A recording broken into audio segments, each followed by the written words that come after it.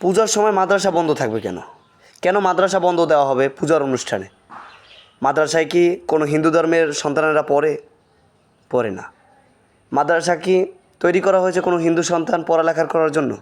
পড়ালেখা করার জন্য তৈরি হলেও তো কোনো হিন্দু সন্তান মাদ্রাসায় পড়ালেখা করে না। তাহলে পূজার সময়, পূজা যখন শুরু হয় তখন মাদ্রাসা কেন বন্ধ থাকবে? সেটা হচ্ছে হিন্দুদের ধর্ম, হিন্দুরা পালন করবে, এটা তো মুসলমানের কোনো উৎসব না। তাহলে মুসলমানরা কেন সেখানে তাদের ধর্মীয় শিক্ষা প্রতিষ্ঠানগুলোকে বন্ধ রাখবে? আলিয়া মাদ্রাসা, অধিকাংশ আলিয়া মাদ্রাসা এই পূজার কারণে বন্ধ দেওয়া হয়েছে। শিক্ষকদেরকে দাওয়াত দেওয়া হয়েছে পূজায়। কেন? তারা সেখানে দিন শিক্ষা করায়। তারাই যদি এই অনিয়ম করে, তাহলে এই আগামী দিনের জাতির ছাত্ররা কী শিখবে?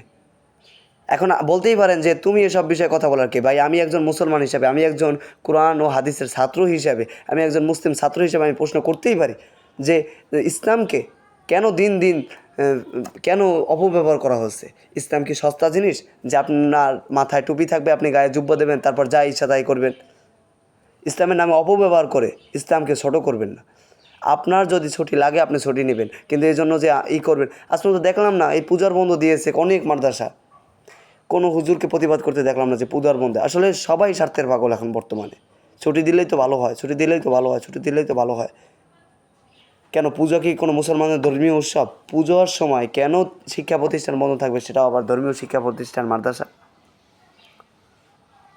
এটা তো নৈতিক শিক্ষা না।